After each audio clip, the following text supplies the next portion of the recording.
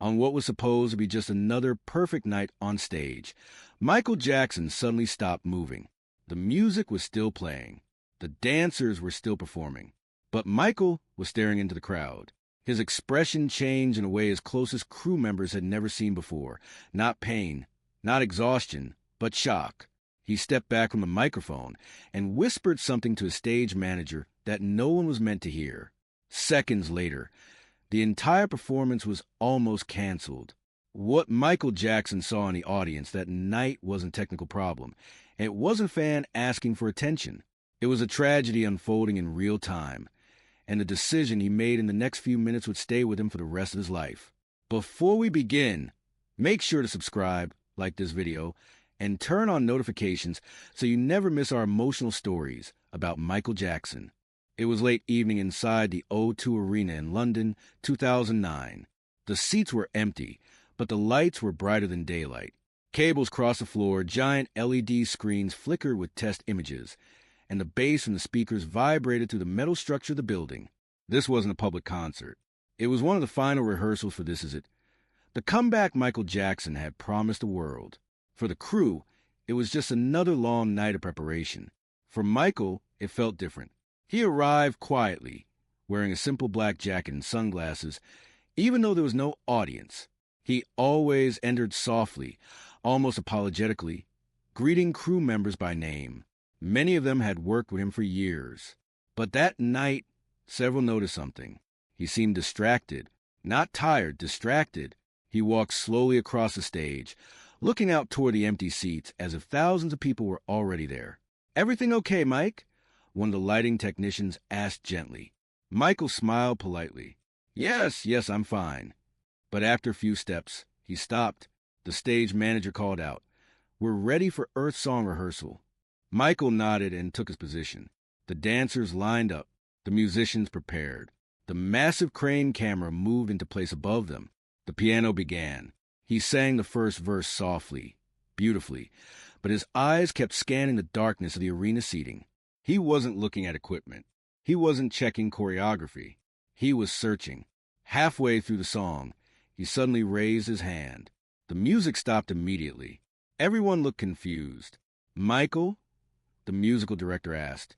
He pointed toward the far side of the arena seating, the upper level barely lit. Who was up there? The crew turned. No one should have been there. Security had cleared the arena. A guard answered through his headset.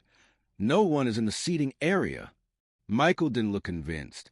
"I just saw someone," he said quietly. The dancers glanced at each other. "Probably a reflection," someone suggested. But Michael kept staring.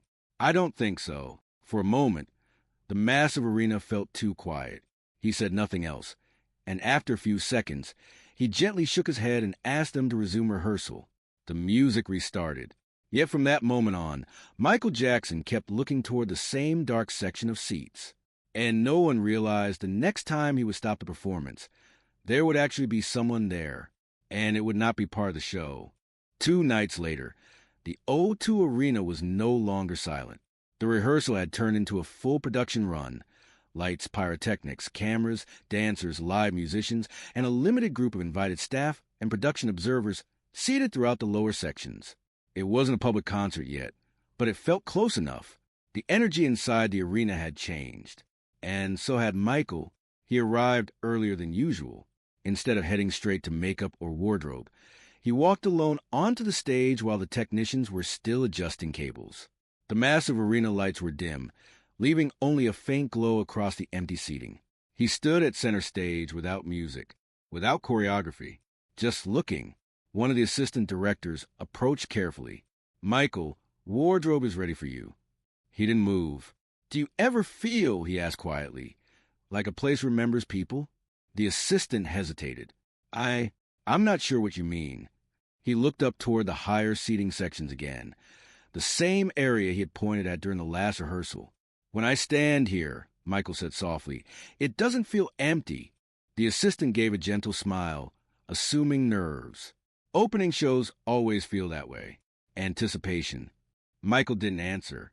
After a moment, he nodded politely and walked toward backstage. But the unease stayed with him. An hour later, the rehearsal began. This time, everything ran at full intensity. Screens lit the arena with cascading images. Flames shot up from the stage edges. Dancers moved in perfect synchronization as the band struck the opening beats of Wanna Be Startin' Something. Michael entered the cheers from the small, seated group of staff. Instant transformation. The hesitation vanished. The performer appeared. Precise steps, sharp turns, effortless spins. The crew relaxed. This was the Michael they knew. Focus controlled, brilliant. But between songs, something was different. Every pause, every transition, his eyes went back to the same section. Upper level. Left side. The lighting operator noticed first. He keeps looking at Section C, she whispered to another technician. Checking sight lines? He guessed. Not like that, she replied. They continued. Smooth Criminal followed. The famous lean drew applause from the observers. Michael held position flawlessly, but when he straightened, he looked up again, and this time he didn't blink. His body remained in character, but his eyes widened slightly.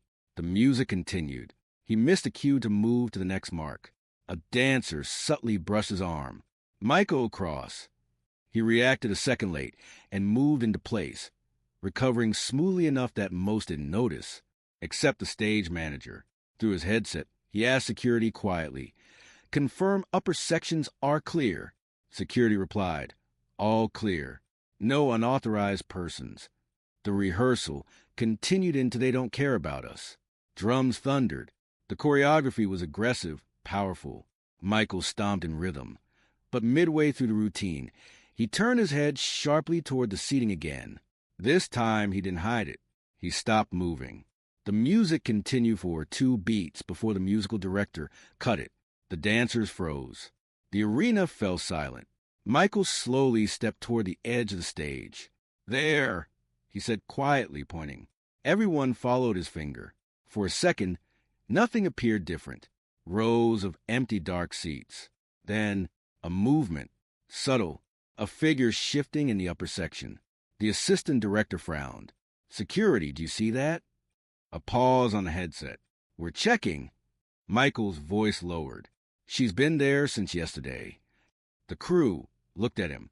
"Who?" the stage manager asked. Michael didn't answer immediately. He took a few careful steps forward, as if afraid a sudden motion would make the figure disappear. The lights were too dim to see clearly from the stage, but the outline was unmistakable now. Someone standing near the railing. Alone. Security guards began climbing the stairs toward the section. "Probably someone slipped in early," a technician muttered. But Michael's expression didn't match mild concern. It matched recognition. He whispered, barely audible, "She's not watching the show, she's waiting." The words unsettled the stage manager. "Michael, please step back while security handles it." Michael didn't move. His gaze stayed locked upward. Then, suddenly, the figure leaned forward over the railing, not waving, not cheering, leaning too far. One of the guards shouted from the stairwell, his voice echoing through the arena. "Nam, step back." The dancers looked at each other, confused. The musicians lowered their instruments. Michael's breathing quickened. "Stop the rehearsal," he said urgently. The arena went completely silent. And then, from the upper level, a scream. The scream echoed through the O2 arena like a crack in glass. For a split second, no one moved. The sound didn't feel like part of a rehearsal anymore. The stage lights still glowed. The camera still hung above the stage, and the massive screens flickered softly. But the illusion of performance was gone. Michael reacted first. "Where's security?" he shouted, already stepping away from his mark. The stage manager reached for his headset. "Upper tier, left section, possible fall risk. Move now." Guard began running up the staircases from multiple entrances. Crew members looked up in shock, shielding their eyes to see into the dim upper level. Michael wasn't watching anymore. He was moving. He stepped off the stage before anyone could stop him. "Michael, wait!" the assistant director called, rushing after him. "Please let security handle this." But he didn't slow down. He headed straight toward the access corridor, leading to the audience stairwell. His bodyguards hurried to catch up, startled by how quickly he was walking. "What are you doing?" one of them asked. She's alone, Michael said, his voice tight with urgency. She shouldn't be alone. The words weren't about a stranger. They sounded personal. The hallway lights flickered slightly as they moved deeper into the concrete corridors beneath the arena. Their footsteps echoed sharply against the walls. Above them, muffled voices and running footsteps multiplied. A guard spoke into his radio. "We have visual. Female mid-teens distressed, leaning over railing. We're approaching." Michael heard every word. His pace increased. The bodyguard tried again. "Michael, this is dangerous. Please stay back." He shook his head. "No." They reached the base of the stairwell. The climb upward was steep and narrow, the metal steps ringing loudly beneath their feet as they ascended. Halfway up, they heard sobbing. Not loud, not hysterical, just a quiet, exhausted crying. Michael slowed. He recognized that sound. It wasn't the cry of someone wanting attention. It was a cry of someone who had already given up. The bodyguards moved ahead cautiously, but Michael gently passed them. At the top level, security guards had formed a careful semicircle several feet away from the girl. No one was rushing her. No one was grabbing her. They were speaking softly, trying not to startle her. She stood near the railing, gripping the metal bar tightly. She couldn't have been older than 16. Her shoulders trembled, and her face was pale from crying. She didn't notice Michael at first. One of the guards spoke carefully. "You're safe. Just step back toward us, okay?" She shook her head weakly. "No, I can't." Her voice barely carried. Michael stopped several steps behind the guards. For a moment, he didn't speak. He simply looked at her, not as a celebrity seeing a fan, but as someone recognizing a feeling he understood too well. Then he said softly, "Hi." The girl froze. She slowly turned. When she saw him, she stared in disbelief, her mind struggling to process what her eyes were showing her. "Michael Jackson?" He nodded gently. No dramatic entrance. No spotlight. Just a quiet presence. The guards looked back at him in surprise. They hadn't expected him to come all the way up. He took one careful step forward. "May I come closer?" he asked. She hesitated, then gave a small nod. He approached slowly, stopping several feet away. Close enough to talk, but not close enough to pressure her. "What's your name?" he asked softly. "Emily," she whispered. "Hi, Emily." His tone was calm, almost fatherly. No speeches, no grand words, just conversation. "You came to see rehearsal?" he asked. Her eyes filled with tears again. "I didn't come for the show." He listened. "I just needed somewhere quiet," she said. Somewhere high enough to stop thinking. The guards exchanged worried glances. Michael understood immediately.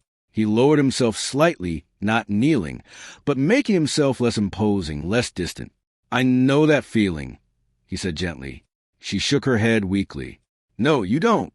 His voice softened even more. "Yes, I do." She looked at him carefully for first time, not at the star, but at the person speaking. "People see you," she said.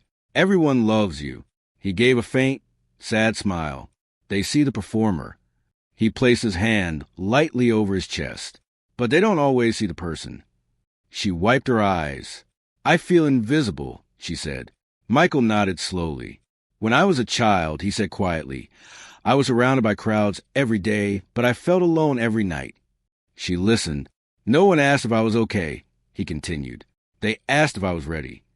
The guard stood still, not interrupting. "You matter," he told her softly, "even if today tells you otherwise." Her grip on the railing weakened slightly. "I don't want to hurt any more," she whispered. He understood the real meaning of that sentence.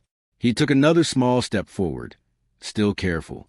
"You don't have to decide everything tonight," he said gently. "Just step back one step. One step is enough for now." She hesitated. Tears ran down her face. "Will it ever get better?" He answered honestly. "Not all at once," he said, "but it can if you stay." For several long seconds, no one moved. Then, very slowly, Emily released one hand from the railing and took a step back. The moment Emily's foot moved back onto the concrete floor, a breath seemed to return to the entire arena. No applause, no cheering, just relief. The security guards did not rush her. They had been trained for this. Sudden movements could undo everything. Instead, one of them gently moved a little closer, hands visible, calm and steady. "You're okay," he said softly. Emily's shoulders shook as she began crying harder now, the kind of crying that comes after holding everything in for too long. Michael stayed exactly where he was. He didn't reach for her. He didn't try to grab her. He simply stayed present. "You did the hardest part," he told her quietly. "You chose one more moment." She wiped her face with her sleeve. "I almost didn't." "I know," he said gently. For a second she looked embarrassed, glancing at the guards, at the empty rows of seats, at the reality of what had just happened. "I'm sorry," she whispered. "I ruined your rehearsal." Michael shook his head immediately. "No," he said, "you didn't ruin anything." He paused. "You gave it meaning." The words made her look back at him. He continued softly. "A show can wait. A person can't." The stage manager, who had quietly arrived at the top of the stairs, felt his chest tighten hearing that. He had worked with Michael for years, but he had never seen him like this, not performing kindness, but living it. Emily hugged herself tightly. "I didn't know where else to go," she said. "I didn't want my parents to see me like this.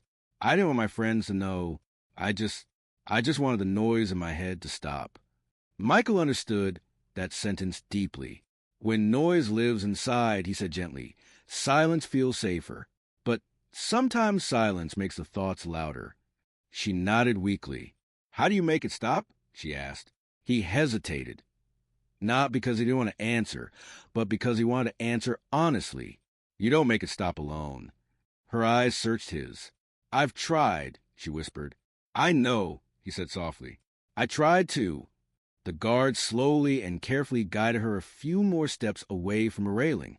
She didn't resist. Michael stayed close, walking with them toward the stairwell landing. His bodyguards watched carefully, but he signaled that he was okay. At the stairwell entrance, she stopped again. Her breathing grew uneven. "I'm scared," she admitted. He nodded. "So am I sometimes." She looked surprised. "You?" He gave a small smile. "Being strong all the time is very tiring." For the first time since they met, she gave a faint, fragile smile back. They reached a landing where arena medical staff waited quietly. A female counselor knelt gently in front of Emily.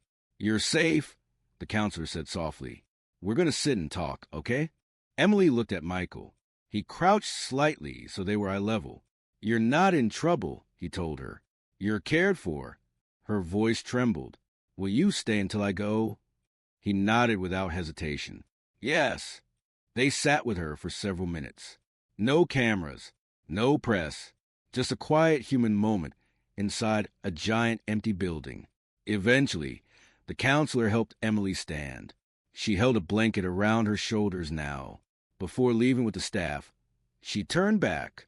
"Why did you come up here?" she asked him. He didn't answer immediately. Then he said gently, "Because I recognize the look in your eyes." She understood. Tears returned, but different this time. Not despair. Relief. She stepped forward and hugged him. Michael froze for half a second, surprised, then gently returned the hug, careful and protective. "You're important," he told her softly. "More than you know right now." She nodded into his shoulder. Then the staff led her toward the exit corridor. Michael watched until she disappeared from view. The stairwell fell silent again. The stage manager approached carefully. "Michael, are you all right?" Michael looked toward the empty seats above them. "Yes," he said quietly. But he didn't move. He kept staring at the railing where she had stood. After a long pause, he spoke softly, almost to himself. "If I hadn't looked up..." The manager followed his gaze. Neither of them finished the sentence. They slowly walked back down toward the stage. When Michael stepped back under the bright lights again, everything looked the same. Instruments, dancers, cables, screens. But nothing felt the same. He picked up the microphone, and before restarting rehearsal, he said one thing to the entire crew. "Tonight we saved a life." The crew stood silently. Then one of the musicians began clapping. Another joined. Within seconds, the entire arena filled with applause, not for performance, not for choreography, but for a moment that no audience would ever officially see. But as Michael prepared to resume rehearsal, he quietly asked the stage manager one question. Did security say how she got inside? The manager frowned slightly. They're still checking. Michael looked once more toward the high seats. Because security had cleared the building earlier, every entrance had been locked, and no one had signed her in. The applause from the crew slowly faded, and rehearsal resumed, at least technically. The band restarted Human Nature, soft and melodic, but the atmosphere had changed. The dancers moved carefully, almost respectfully, as if afraid loud movements might disturb the fragile calm that had settled over the arena. Michael sang, but not automatically anymore. His voice was gentle, thoughtful. He wasn't performing to perfect the show now. He was grounding himself. Still, his eyes wandered again, not with fear this time, but curiosity. The upper level, the railing, the place where Emily had stood. Between verses, the stage manager stepped closer to him, speaking quietly so the microphone wouldn't pick it up. Security checked the entrances, he said. No forced doors. No open emergency exits. Michael lowered his voice. So, how did she get inside? The manager shook his head. We don't know yet. That answer unsettled him more than he expected, because he clearly remembered something. He had seen movement there the night before, the earlier rehearsal, when the arena truly had been empty. At the time, everyone assumed it was a reflection or a shadow. But now, Michael finished the song softly. The musicians held the final chord. He lowered the microphone. Take 5, he told the crew gently. People dispersed quietly across the stage. He walked toward the edge and looked up again. The massive arena felt larger now, almost cavernous. The upper seating was dimly lit again, rows upon rows of empty chairs stretching into darkness. Except his mind kept replaying the image, the still figure, the leaning silhouette, and the strange sense of recognition he felt even before anyone confirmed a person was there. The stage manager approached again, holding a small radio. We spoke with arena security downstairs, he said. They found something. Michael turned. What? A maintenance corridor door on the far side was unlocked. So she snuck in? Maybe, the manager replied. But here's the strange part. That door leads to service hallway, not to the upper seating. Michael frowned. Are you sure? Yes. To reach that section, she would have had to cross 2 restricted areas, pass internal security, and climb a locked stairwell. Michael looked back toward the seats. Could a guard have missed her? The manager hesitated. Every checkpoint logged activity. No one reported seeing her. Michael's chest tightened slightly. Then she was there and no one saw her arrive? That's what it looks like. A silence passed between them. He remembered something else. When I stopped rehearsal yesterday, Michael said slowly, I pointed to that same place. The manager nodded. You said you saw someone. No, Michael corrected softly. I felt someone. He looked at his hands for a moment. Before she leaned over, I already knew where to look. The manager didn't answer immediately. You think you sense her? He asked carefully. Michael didn't respond right away. I don't know what I think, he admitted. At that moment, one of the security supervisors approached them directly from the floor level. His expression was serious, but calm. Mr. Jackson, he said respectfully, we spoke with the girl's mother. Michael immediately focused. Is she okay? She's safe.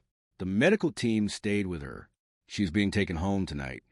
Michael exhaled quietly in relief. The supervisor continued. She told her mother she didn't plan to come here. Michael blinked. What?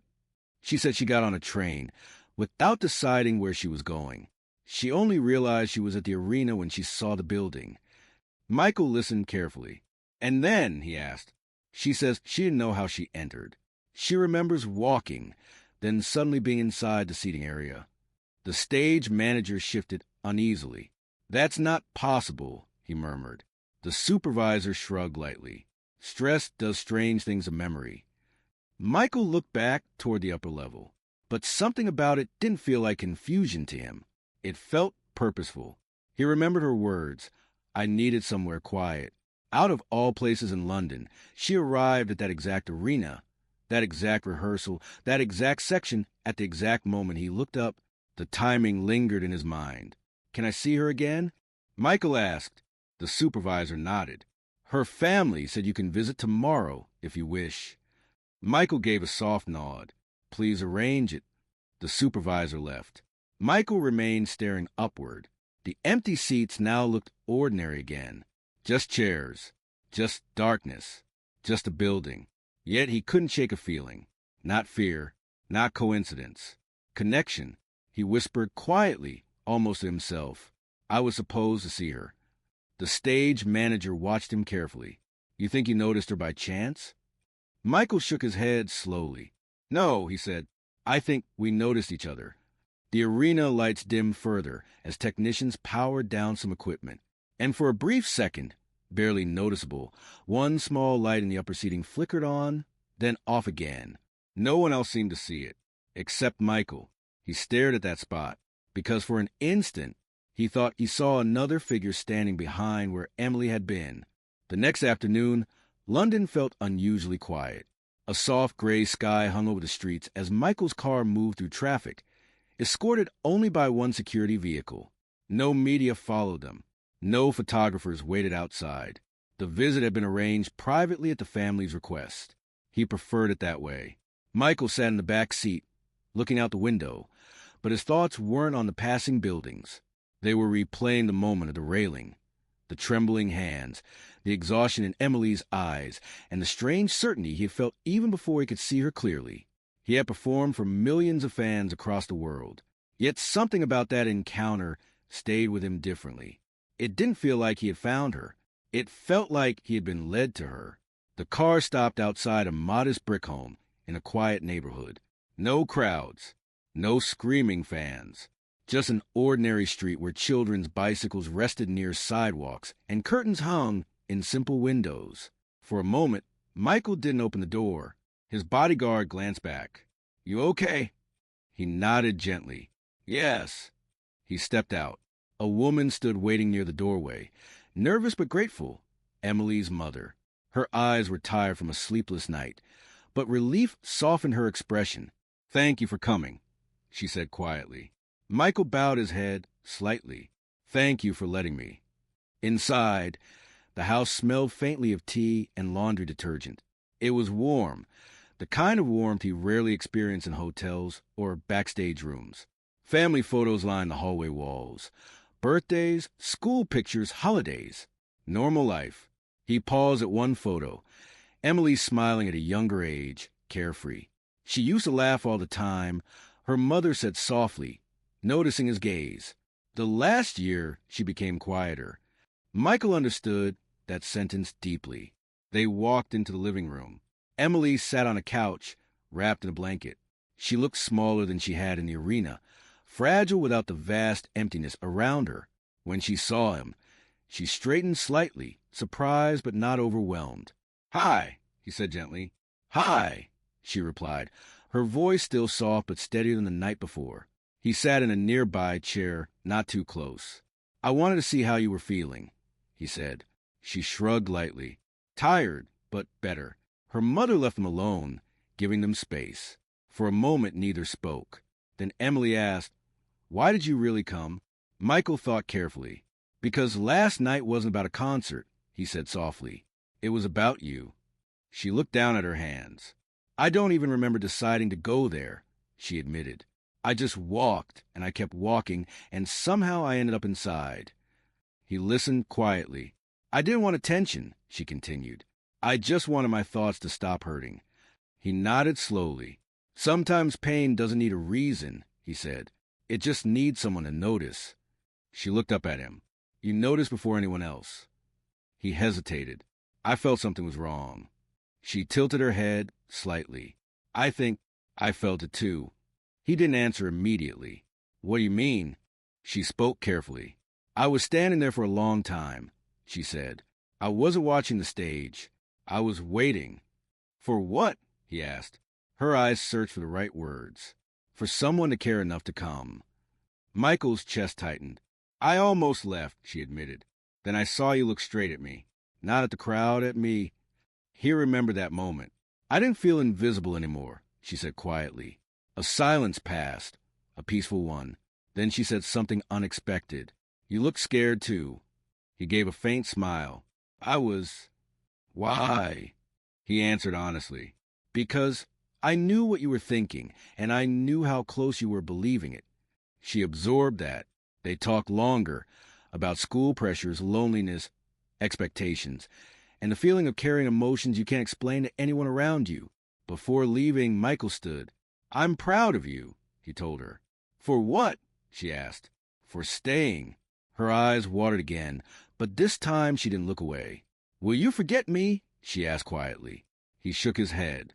No. He gently handed her something, a folded piece of paper. Whenever you feel alone, he said, read that. After he left, she opened it. Inside was a handwritten sentence. The world is better with you in it. Even on the days you don't believe it. That night, Michael returned to rehearsal. The arena looked the same as before, but when he stepped onto the stage and glanced toward the upper level, the seat where she had stood no longer felt heavy. And for the first time since arriving in London, he didn't search the darkness anymore, because whatever had drawn their paths together had finished its purpose. A few nights later, rehearsal resumed at full intensity. The O2 Arena glowed again with towering lights, camera cranes sweeping above the stage, and dancers rehearsing precise movements across the polished floor. Technicians checked cables, musicians tuned instruments, and the countdown toward opening night quietly continued. But something about Michael had changed. Not visibly to everyone, his voice was still smooth, his choreography still exact, yet those closest to him noticed it. He wasn't rushing between moments anymore. He wasn't pacing backstage while waiting for cues. He paused. Sometimes he stood alone near the side of the stage, simply watching the empty seats without tension in his shoulders. The stage manager approached him before rehearsal began. You seem calmer, he said gently. Michael smiled faintly. I am. He looked out into the vast arena. Sometimes, he added, you don't realize how heavy something is until you put it down. The manager followed his gaze toward the upper level, the same section where everything had happened days earlier. Security had confirmed no further incidents. The doors were checked nightly, the corridors monitored. Nothing unusual had occurred again. Yet Michael still walked to the edge of the stage and looked there once before each rehearsal, not searching, remembering. That evening, the team prepared to rehearse Man in the Mirror. The choir gathered near the back risers, their voices warming softly. It was always one of the final numbers, emotional, powerful, demanding. Michael took his position at center stage. The piano began. He closed his eyes briefly, listening to the first notes. The vast arena echoed gently around him. I'm going to make a change. His voice carried softly across the seats. But this time, the song wasn't just a message to the world. It was personal. He sang slower, more reflective. Some of the dancers stopped moving for a second, noticing the emotion in his tone. Even the musicians played more gently without being instructed. Backstage, the lighting director whispered, He's not rehearsing anymore. He's feeling it. The stage manager nodded. Michael reached the chorus. I'm starting with the Man in the Mirror. His voice cracked slightly, not from strain but sincerity, and then he did something unexpected.